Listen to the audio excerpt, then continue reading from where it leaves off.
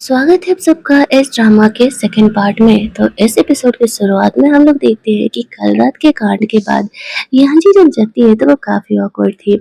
जल्दी जल्दी गुयन के साथ वो अपने ड्यूटी पर निकल रही होती है। तभी वहां पर उसकी फ्रेंड आकर के उसे जल्दी जल्दी वहां से लेकर के जाती है।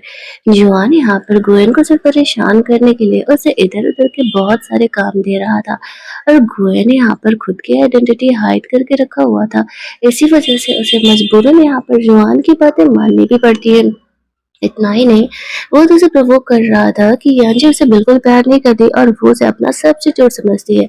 और कल रात भी कुछ ऐसा ही हुआ था। इसी वजह से गुयन को ये बात सुन करके और ज्यादा वाला गुस्सा आने लगता है।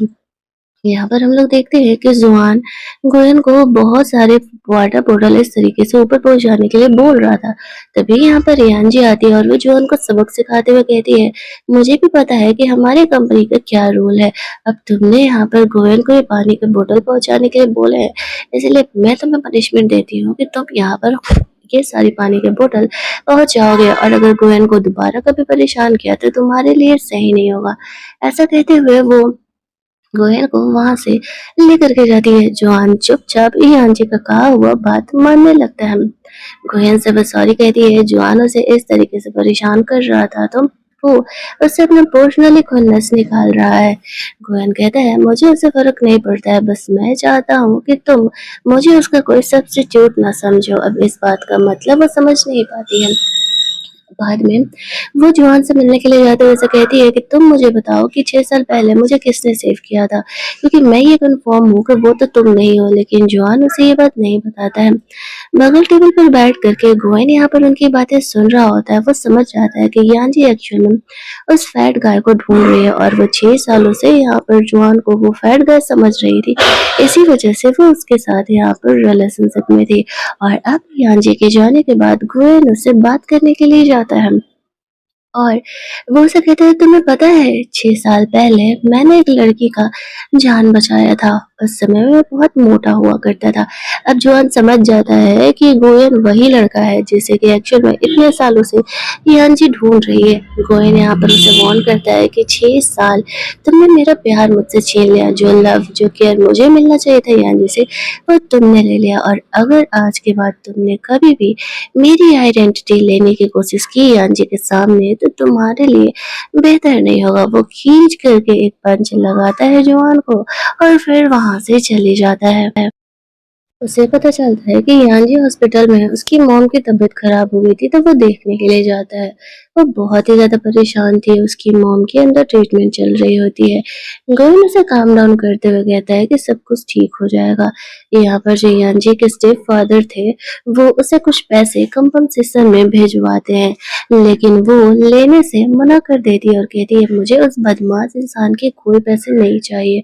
उस सेक्रेटरी के जाने के बाद गोयन उसे पूछता है तो उसे बताती है वो उसके डैड हैं जो कि उन्हें काफी टाइम पहले ही छोड़ चुके हैं और अब मुझे उनके एक फुटी कौड़ी नीचे अपनी मॉम के ट्रीटमेंट के लिए।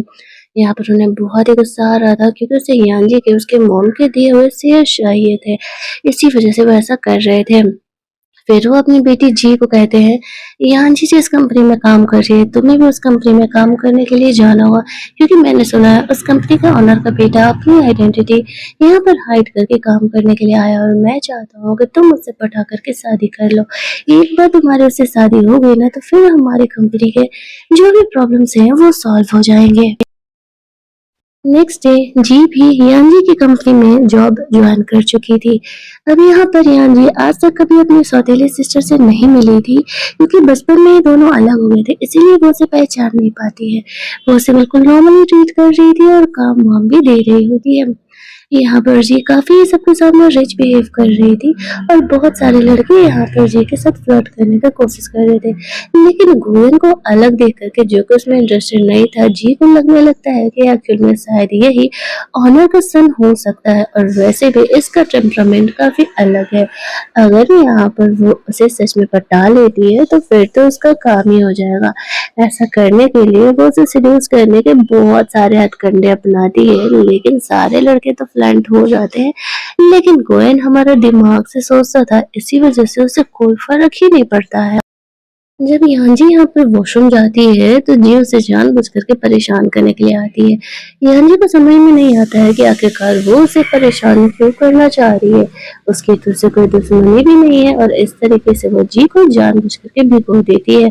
बाहर जाकर के वो गोयन से कंप्लेन करती है, लेकिन गोयन यहाँ पर यांजी का केयर करने लगता है। अब जी को समझ नहीं आता कि गोयन और यांजी के बीच में क्या रिलेशन है। किरण जी उसे समझाती है कि अगर यहाँ पर गुड्डू गुड़िया का खेल तुम खेलने के लिए आई हो तो घर जा सकती हो, ये ऑफिस है, तुम्हारा घर नहीं है, यहाँ कोई तमाशा नहीं चलेगा। ऐसा कहते हुए वो गोयल को वहां से लेकर के जाती है। कुछ देर बाद यहाँ ऑफिस में एक मीटिंग हो रहा था। उस मीटिंग में इम्पोर्टेंट प्रोजेक्ट के बारे में बात किया जा रहा था, जो कि कंपनी में ही होने वाला है, एक फैशन शो। और वहां पर उसे अटेंड करने के लिए, सब कुछ हैंडल करने के लिए जी इस प्रोजेक्ट की जिम्मेदारी मांगती है और कहती है कि वो बिल्कुल भी गड़बड़ी नहीं करेगी। अब जी को चेक करने के लिए कि वो सच में इस कैपेबल है या नहीं, यानी उसे वो प्रोजेक्ट दे देती है। अगले दिन ही सब कुछ यहाँ पर होने वाला था। गेस्ट आ गए थे, रिपोर्टर आ गए थे, लेकिन तभी पता चलता है जो बंदा यहाँ पर शो पे स्टेज पर जाने वाला था वो आने से मना कर दिया है। जी कहती है पता नहीं उससे क्या हुआ, मैं तो अच्छे से उससे बात करी थी, पैसे वैसे भी ऑफर की, लेकिन वो एंड टाइम पर आने से मना कर दिया। अब यहाँ पर यांजी परेशान हो जाती है। फ्लैशबैक में हम लोग देखते हैं कि जी यहाँ पर उसे डबल पैसे दे करके वहां से जाने के लिए कहती है। वो यांजी का ये सो खराब करना चाहती थी, इसी वजह से ऐसा कर रही थी। अब यांजी को इस बारे में पता नहीं था। यहाँ पर गोयन की मॉम आती है। अब गोयन तो उसे बता नहीं सकता था ना कि एक्चुअली में उसकी मॉम है। वो लेडी यहाँ पे यांजी की हेल्प कर सकती थी, वैसे कहती, लेकिन मुझे पहले गोयन से पर्सनली बात करना है। वो जी का बिहेवियर देखकर समझ जाती है कि जरूर ही इस लड़की ने कुछ बदमाशी किया है। फिर गोयन को वो कहती है पहले मुझे बताओ कि ये यांजी कौन है। तो गोयन उसे बताता है कि ये वो लड़की है जिसे कि वो कॉलेज टाइम से पसंद करता है। वो फाइनली अब उसे पटाने का मौका मिला है तो वो उसे इतनी आसानी से नहीं जाने देने वाला है। उसकी मॉम समझ जाती है कि चलो अच्छा है, कुछ तो अच्छा हो रहा है। यहाँ पर वो यांजी का हेल्प करने के लिए तैयार हो जाती है। यांजी को फिक्र हो रही थी कि गोयन कितने टाइम से बात कर रहा है, क्या चल रहा है, वो हेल्प कर भी पाएगा या नहीं। यहाँ पर जैसे-तैसे करके वो चीज़ों को हैंडल आउट करती है यांजी की मॉम। स्टेज पर गोयन चला जाता है, वही बंदा बन करके जो कि यहाँ पर आने से मना कर दिया था।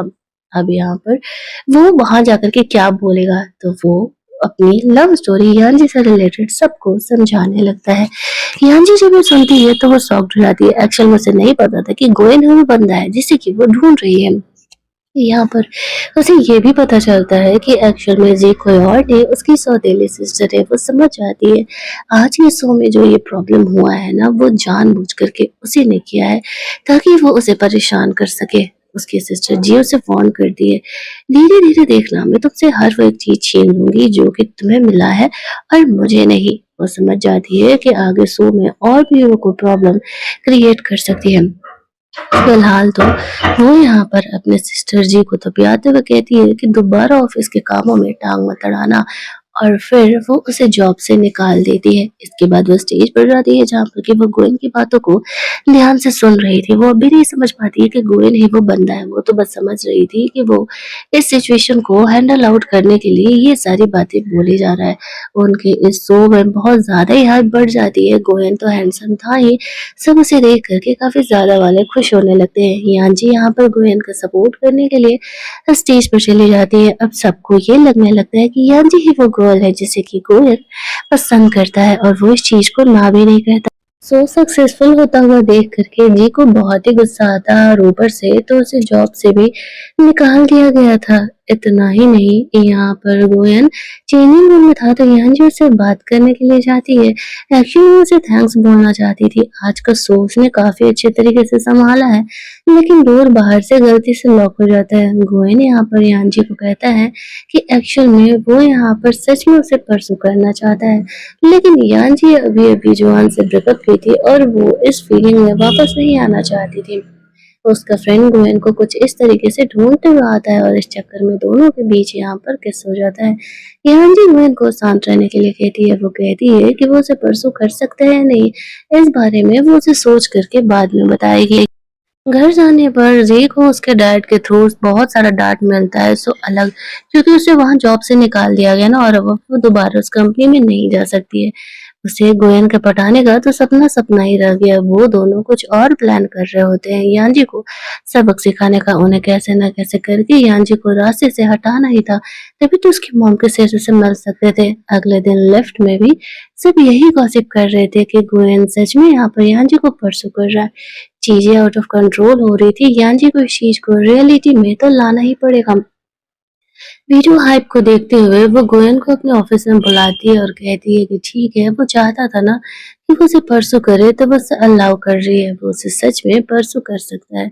गोयन इस बात को लेकर के कुछ ज्यादा ही वाला खुश हो जाता है। थोड़ी देर बाद वो अपने डैड से मिलने के लिए जाता है, जहाँ पर उसके डैड उससे कहते हैं, उसे याद है ना, एक सालों तक वो अपनी आइडेंटिटी रिवील नहीं कर सकता है। तो वो कहता है हाँ, और बाकी इस चीज में कभी कोई पंगे आएंगे भी नहीं। साथ ही में मैं आपके लिए घर की बहू भी ढूंढ रहा हूँ। और वो यहाँ पर कहता है कि वो जी की कंपनी को बैंकरप्ट करना चाहता है। कोई प्रॉब्लम तो नहीं है? उसके डैड कहते हैं नहीं, कोई प्रॉब्लम नहीं है। और इधर जो जी थी ना, वो भी अपने डैड के साथ मिल करके यांडी को हार्म करने के लिए उसकी कंपनी को बर्बाद करने का प्लान बना रही होती है। नेक्स्ट डे वो अपनी मॉम से मिलने के लिए जाती है, जहाँ पर कि हम लोग देखते हैं कि गोयन भी उसकी मॉम से मिलने के लिए आया था। थोड़ी देर के लिए यानी बाहर निकलती है तो जी उसे झूठ मूठ कर एक्टिंग करते हुए माफी मांगते हुए बुलाती है। कहती है मुझे एक्शन में तुम्हें सॉरी बोलना है और तुम यहाँ पर आ जाओ। ऐसा कहते हुए वो फोन कट कर देती है और कहानी का सेकंड पार्ट हमारे यहीं पर कंप्लीट होता है। अगर आपको ये कहानी अच्छी लगी हो, वीडियो को लाइक शेयर करना, चैनल को सब्सक्राइब करना। मिलते हैं हम लोग इस कहानी के थर्ड पार्ट में।